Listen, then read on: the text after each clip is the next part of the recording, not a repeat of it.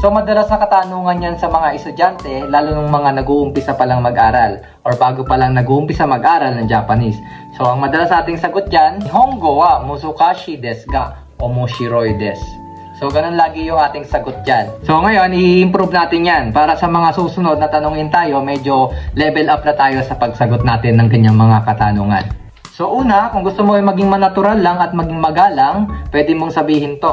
Nihongo wa mada-mada desu ga, sukoshi zutsu jutatsu shite kimashita. Ibig sabihin nun, hindi pa ako ganun kagaling sa Japanese, pero unti-unti akong gumagaling. Then pangalawa, kung gusto mo naman maging positive at medyo motivated, ganito ang sabihin mo. Nihongo wa musukashi desu kedo, benkyou suru no ga tanoshi desu. So ibig sabihin sa Tagalog, mahirap ang Japanese pero masaya akong mag-aral nito. Then pangatlo, kung gusto mo naman medyo maging humble pero impressive, ganito ang sabihin mo. Nihongo wa pukai desu ne, benkyou sureba suru hodo omoshiroku narimasu.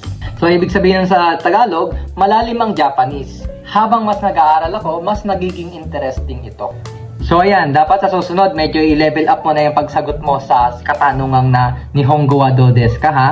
Follow for more.